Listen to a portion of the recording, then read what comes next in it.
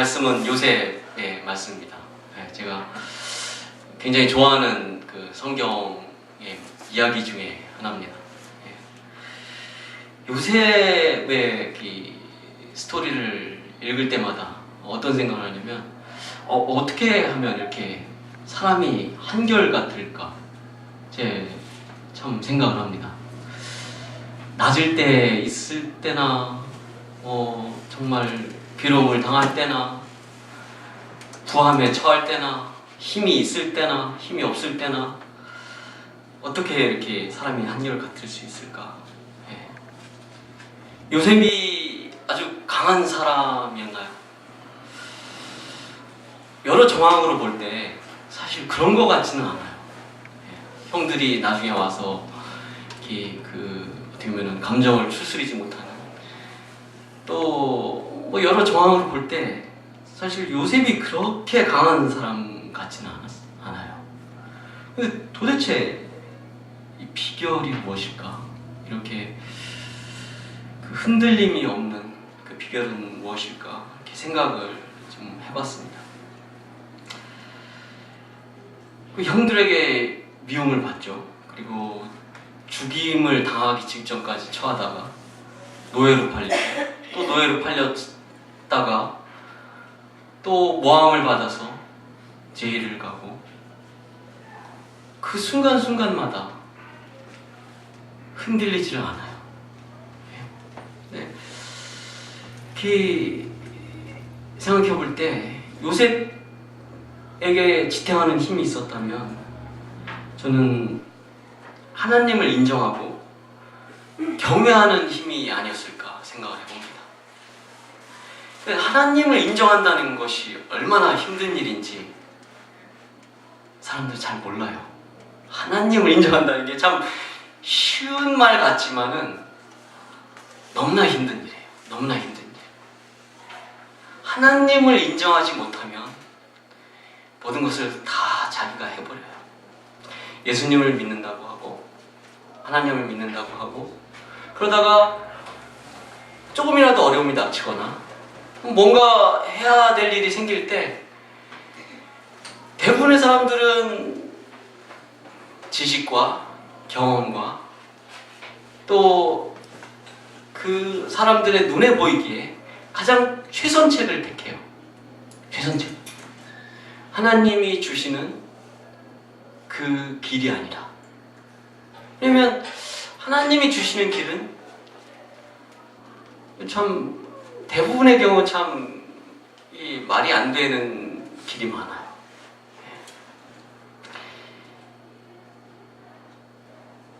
그래서 하나님을 인정한다는 것이 얼마나 사람들에게 힘든 일인지 쉽게 보이지만 우리가 예수님을 사랑한다고 하고 하나님을 안다고 하지만 하나님의 길을 간다는 것, 하나님을 인정한다는 게 얼마나 힘든 일인지 정말 모릅니다. 그리고 하나님을 경외한다는 것. 현대에 사랑을 너무 강조하다 보니까 하나님을 경외한다는 게 참 해서는 안 될 말이 돼버린 것처럼 돼버렸어요.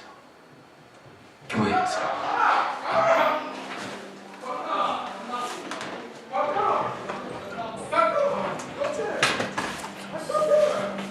아니, 괜찮습니다. 그냥 앉아 계시죠.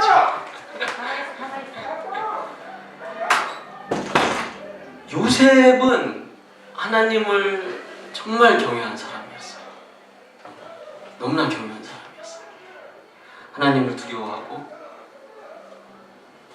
사람을 두려워하지 않았어요. 요셉은 오로지 하나님만을 두려워한 사람이었어요. 여기서 보듯이 형들의 반응하고 너무나 틀려요. 형들은 그 아버지가 요셉을 편애를 할 때 질투를 해요. 그래서 자기네들이 없애버려요. 그래 나중에 아버지가 죽었을 때 요셉을 두려워하면서 해결을 하려고 해요. 또 거짓말로 사람을 두려워해요. 요셉은 하나님을 두려워하지 사람을 두려워하진 않았어요.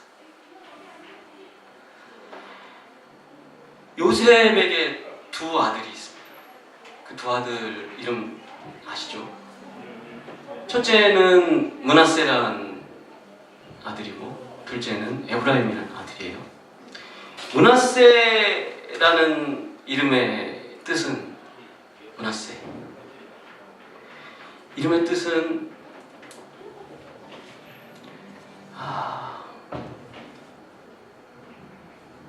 making forget, 잊게 만드셨다는 뜻이에요. 잊게 만드셨다. 그 모든 어려움과 고난과 고통을 하나님께서 잊게 만드셨다. 그런 뜻이에요. 므낫세. 하나님께서는 우리가 고통이 있어요. 삶을 통해서 겪는 고통이 있어요. 고통이 있는데 그것을 생명을 주심으로 해서 잊게 만드세요. 그걸 없애지는 않으세요. 없애실 수도 있는데 없이 하시는 것이 아니라 잊게 만드세요.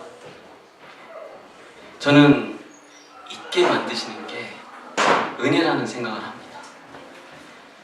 제가 41장 15절 51절을 읽어드리겠습니다. 요셉이 그 장자의 이름을 므낫세라 하였으니 하나님이 나로 나의 모든 수고와 고난과 나의 아비의 온 집 일을 잊어버리게 하셨다 하며, 여기서 잊어버리셨다라는 말을 쓰는데 그냥 단순히 머릿속에서 기억에 사라졌다 이런 뜻이 아니에요. 그냥 정말 utterly forget.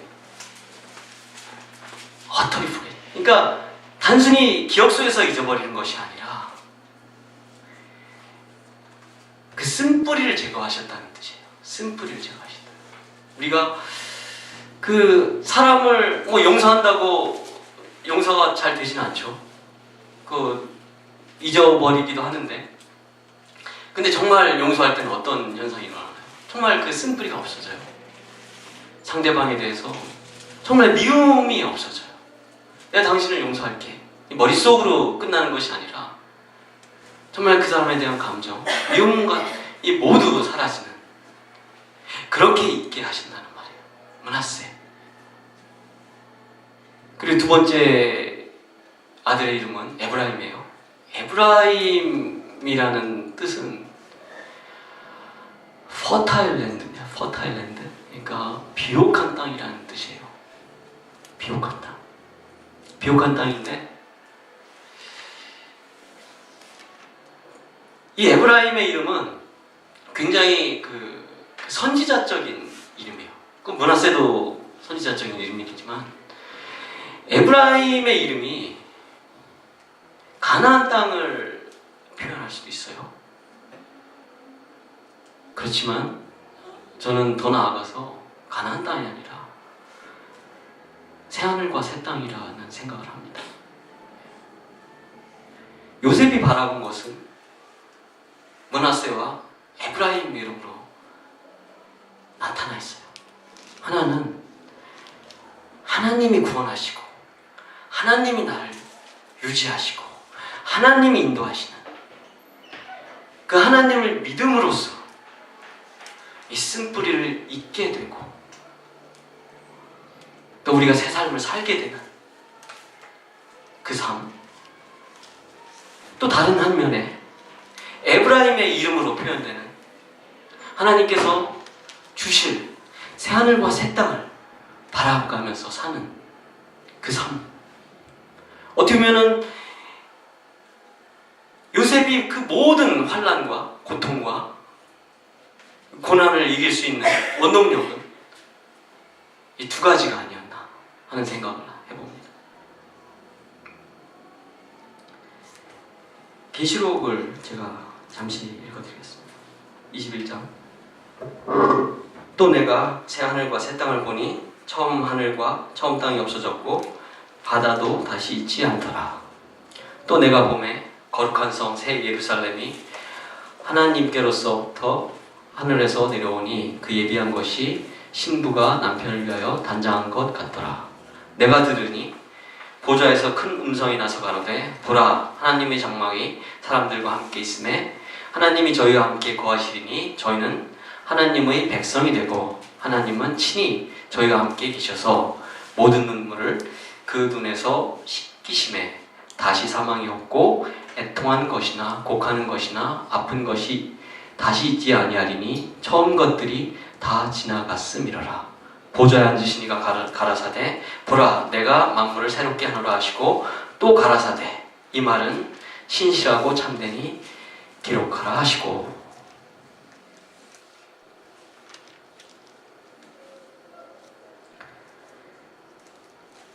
좀 전에 말씀드린 것처럼 요셉을 이끈 힘은 정말 이 삶 속에 깊숙이 배어든 믿음이었습니다. 하나님을 의지하는 믿음, 또 그리고 하나님께서 주신 이 비전에 대한 믿음.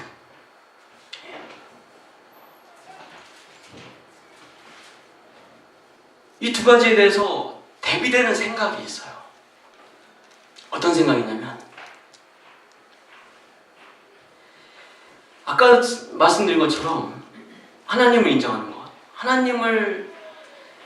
하나님 창조주 하나님이신 이 세상 모든 만물을 창조하신 하나님을 믿습니다. 미처 하나님이 손 쓰시기 전에 사람들은 이미 플랜을 다 해버려요. 그래서 미처 하나님께서 어떤 일을 하실지 알 수가 없게 되는 너무나 안타까운 경우가 너무나 많아요. 하나님께서 손 쓰시기까지 기다려야 되는데 그게 하루가 될 수도 있고 일주일이 될 수도 있고 한 달이 될 수도 있고 1년이 될 수도 있고 10년이 될 수도 있어요. 고통 중에 사람들은 그걸 기다리지 못해요. 이미 해버려요. 내 생각으로 다 플랜하고 도대체 하나님께서 예비하신 것이 무엇인지 찾을 수도 없어요. 그러면 두 번째는 에브라임으로 표현되는 하나님의 축복이에요. 하나님의 축복에 대한 너무나 잘못된 생각이 있어요. 대부분의 사람들이 생각하는 하나님의 축복은 이집트의 삶을 하나님의 축복이라고 착각을 해요. 하나님께서 말씀하시는 축복은 이집트에서 삶이 아니에요. 대부분의 사람들은 잘 먹고 편안한 그 삶을 축복이라고 생각을 해요. 크고 강하고 그런 삶, 이집트의 삶이에요. 하나님의 축복이 아니에요. 노예의 삶이라고. 너무나 잘못된 생각이에요. 요셉을 지탱시켜준 이 두 가지, 하나님의 구원 그리고 하나님의 축복에 대한 그 믿음, 우리가 정말 우리 마음속에 잘 새겨들어야 돼요. 왜냐하면 우리 평생을 통해서 노예 생활만 하다가 갈 수가 있습니다. 잘못하면 우리가 계획을 할 수가 있어요. 우리가 고를 세울 수가 있어요. 목적을 세울 수가 있어요. 그렇지만 그 목적이 노예가 되면 안 됩니다. 만약에 우리가 정말 큰 예배당이 필요해서 우리가 예배당을 져야 되겠습니다. 네. 그 목적이 있어요. 목적을 세울 수가 있어요. 그것을 위해서 우리가 기도하고 합심하고 같이 동력할 수 있지만 그 목적이 우리를 노예를 만들면 안 돼요. 언제든지 하나님께서 마음을 주시면 반쯤 짓다가도 다 무너뜨릴 수가 있어요. 그 용기가 있어야 돼요. 삶이 편해졌을 때 하나님께서 옮겨라 하시면 옮길 수 있는 용기가 있어야 됩니다. 그것은 우리의 평상시에 훈련을 하지 않으면 안 됩니다. 그 훈련이 되지 않는데 하나님께서 말씀 주신다고 절대 순종할 수가 없어요.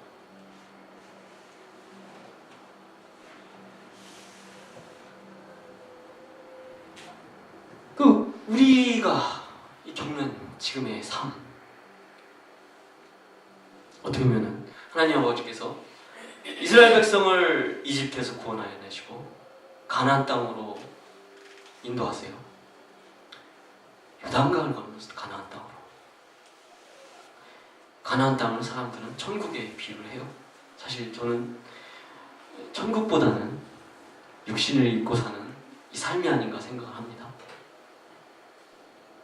우리가 고난에서 자유롭지 못해요. 자유롭지 못해요. 그렇지만 하나님께서는 말씀하세요. 있게 해주겠다.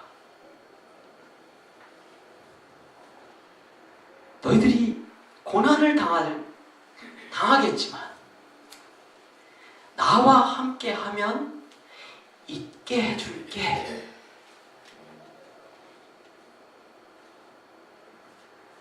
있게 해줄게. 그게 우리가 드릴 수 있는 예배입니다. 우리가 편안한 삶을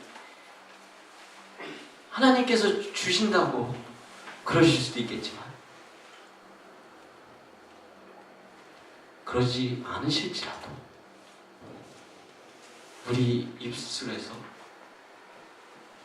하나님 감사합니다. 참 우리 삶이 고달프나 하나님 아버지께서 그 고달픈 삶을 다 잊게 해주셨습니다. 참 쓴뿌리가 많이 남아있을 것 같지만 참 세월이 지나서 돌아보니 참 쓴뿌리가 없습니다. 하나님 감사합니다. 우리 입술에서 이 고백이 나와야 됩니다. 이 고백은 우리가 하나님과 동행하지 않으면 절대 나올 수 없는 고백이에요. 절대.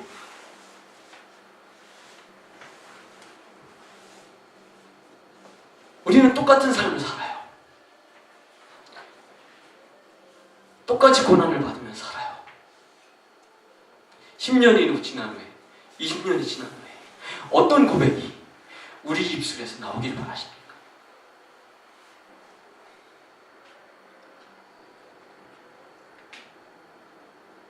우리 모두의 입술에서 요셉의 고백처럼 그 고백이 나오기를 정말 바랍니다.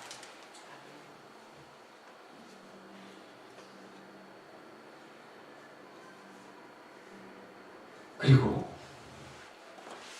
열매는 하나님인데 하나님이 정한 사람이 거두게 되어 있습니다. 우리가 씨를 뿌린다고 우리에게 하나님께서 비전을 주셨다고 우리가 열매를 거둘 것이라고는 생각하지 않으셨으면 좋겠습니다. 열심히 뿌립니다. 저도 그렇게 하려고 하고 있습니다. 열심히 뿌려요. 기회가 되든 안 되든 그냥 삶을 통해서 뿌리려고 합니다. 뿌리고 있고요. 그런데 그 열매는 여러분의 삶 속에서 거둘 수 없을지도 몰라요. 거둘지도 모르고 저희들이 자녀에게 열심히 열매를 뿌립니다.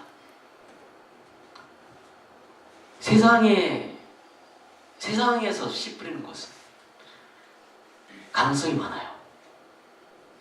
세상에서 거둘 수 있는 가능성. 여러분이 열심히 이 세상을 위해 살면 여러분의 삶 속에서 거둘 수 있는 가능성이 많아요. 그리고 여러분이 열심히 자녀에게 세상적인 씨를 뿌렸다면 가능성이 많아요. 거둘 수 있는. 하나님의 씨는 참 언제 거둘지 모릅니다. 제 인생에서 거둘 수 있을 수도 있고 그렇지 않을 수도 있고, 제 자녀가 그 삶 속에서 거둘 수도 있고 거두지 않을 수도 있고, 또 제가 열심히 부린 장애 친구들이 거둘 수 있고 그렇지 않을 수도 있고, 또 많은 봉사자에게 뿌렸으니 그들이 거둘 수도 있고 거두지 않을 수도 있어요.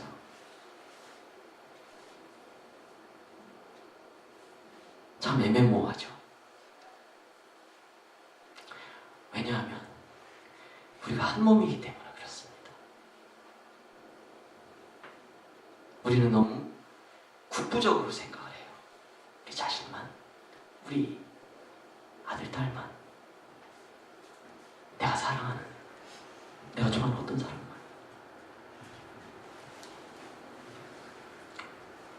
그렇지만 우리가 믿음 안에서 만난 모든 사람들, 믿지 않아도 우리가 믿음의 여정 중에 만난 모든 사람들, 하나님 아버지께서 맺어주신 한 몸입니다. 우리 다음에 있을 세대도 그렇고, 언제 어디서 누가 거두리죠? 누가 내 고통을 통하여 언제 누군가 씨를 거둘 겁니다. 열매를 거둘 거예요. 우리 자기에도 친구들을 통해서 뿌려진 사람들이 언젠간 누가 열매를 거둘 겁니다. 그 믿음이 우리한테 있어야 됩니다. 그 믿음이 요셉이 보여주는 믿음이에요. 요셉은 말합니다. 죽어갈 때 말해요. 형제들에게 내 뼈를 갖고 나가라고. 이 땅은 너희들이 떠날 때 내 뼈를 갖고 가거라. 너희들 정상이 할 것이다.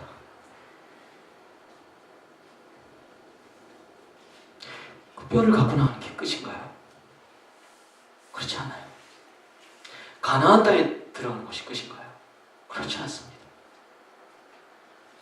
이스라엘 왕국이 세워진 게 끝인가요? 그렇지 않아요. 끝이 없어요. 예수님이 오실 때까지.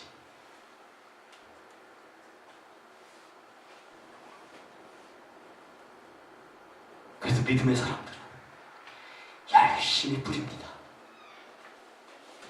내가 거두고자 뿌리는 것이 아니라 열심히 뿌립니다. 열심히. 왜냐하면 그게 하나님께서 인도하시는 일이기 때문에.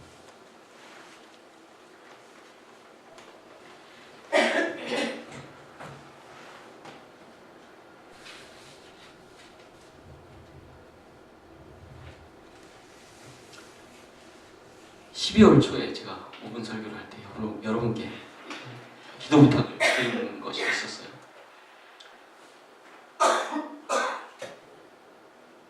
티미가 좀 캄다운해서 우리랑 같이 예배를 드릴 수 있도록 기도를 같이 드리자고 부탁을 드렸습니다. 한 달 반, 지금 한 달 반 넘었죠. 한 달 반을 통해서 참 깨달은 게 많습니다. 언제 한 주는 또 티미가 이렇게 꼬집고 키킹하고 그래서 티미를 붙들어 놓고 애들이 옆에서 잡고 봉사학생들이 옆에서 잡고 붙들어 놓고 제가 얘기를 했어요. 네가 이렇게 계속하면 우리가 너를 사랑하고 우리가 너를 같이 있고 싶어도 데려올 수가 없다. 저는 머리로 이제 설명을 해주고 있었어요. 그러면 리더로서 참 티미도 소중하지만 다른 아이들도 소중해요. 다른 아이들이 계속 다치는 것을 계속 버려둘 수가 없어요. 나 참 설명을 해주고 있는데 옆에서 있던 2명의 봉사자 학생들이 우는 거예요. 제가 야, 나는 머리로 설명을 하고 있는데 이 아이들은 가슴으로 듣고 있구나 하는 생각을 했어요. 그리고 제가 정말 결정적으로 이렇게 참 생각을 하게 된 게 어떤 계기가 있었냐면 또 그날도 티미가 그 아이들을 또 다치게 하고 그래서 보내려고 좀 일찍 보내려고 하는데 예은이가 일찍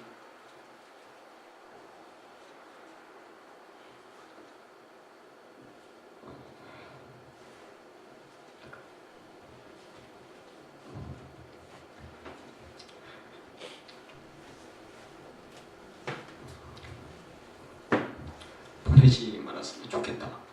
그래요. 그래서 제가 그 얘기를 들으면서 어떻게 보면은 제가 그 얘기를 들으면서 하나님께서 반드시 티미를 변화시켜 주시겠구나 하는 확신을 했어요. 그리고 제가 드는 한 가지 생각이 뭐였냐면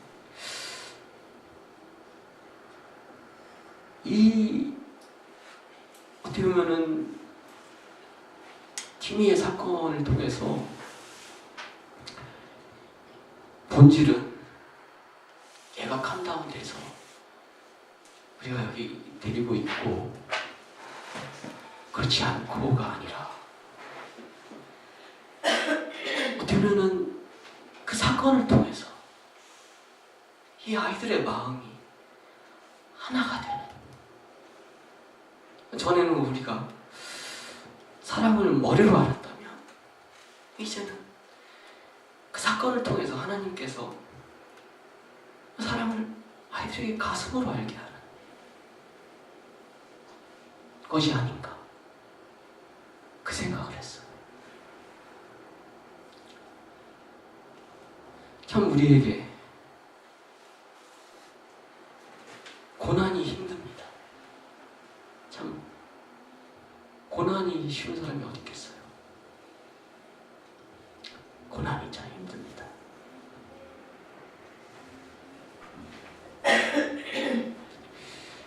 그렇지만 그 고난을 통해서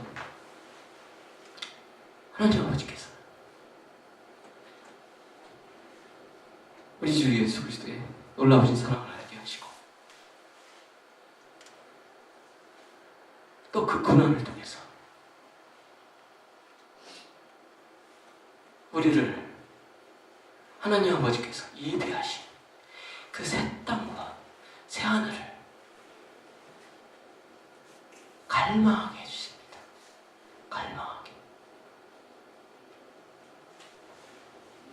갈망하기도 하시고 또 이 땅에서 맛보게 해주십니다. 그 새 하늘과 새 땅을. 고난으로만 끝나면 얼마나 허무하겠습니까? 그렇지만 하나님을 믿는 사람에게는 고난이 고난으로 끝나지 않아요. 고난을 피할 수는 없어요. 그렇지만 우리가 그 고난을 통하여 하나님을 바라보게 됩니다. 예수님을 알게 됩니다. 예수님의 마음을 알게 돼요. 예수님을 마음을 아는 것과 바꿀 것이 이 땅에 무엇이 있겠습니까?